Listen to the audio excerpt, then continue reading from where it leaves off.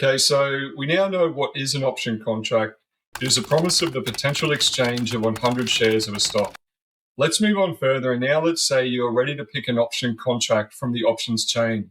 But if you're not familiar with it, the options chain is quite extensive and can be overwhelming until you understand what you're looking at. There are three main variables that exist in order to pinpoint which contract you want. So to make it understandable for us, let's first approach an insurance example. So you decide you want to buy an insurance contract, but you can't just walk into an office and arbitrarily buy a contract. You need to select more details in order to pinpoint which contract suits your needs. First, you need to pick an asset. That's easy, your car, done. But more details are required in order to select the appropriate contract. Second, how long do you want the insurance contract for? You need to choose a time period. In this case, let's say you just want it for 6 months. Done. Now third, what type of coverage is required? Let's say comprehensive insurance. Done. We have all the details of the contract, and that contract is given a value which you're required to pay. A transaction can occur between the car owner and the insurance company. Okay, that's a very condensed version of obtaining an insurance contract, which focuses on just the three fundamental aspects. Let's keep those principles fresh and let's check out the three variables of an option contract.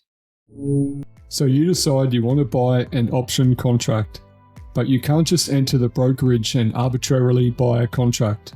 You need to select more details in order to pinpoint which contract suits your needs. First, you need to pick a stock. That's easy. You select PayPal. Done. But more details are required in order to select the appropriate contract. Second, how long do you want the option contract for? You need to choose a time period. Let's say you want it for 5 days to give your price speculation enough time to be correct. Done. Now third, what strike price do you think could or could not be breached? Let's say PayPal is currently valued at $58, but you think it will go above $60 in those 5 days. So the $60 level will be your strike price. Done. We have all the details of the contract, and that contract already has a predetermined value or premium which you're required to pay. A transaction can occur between the option contract buyer and the option contract seller.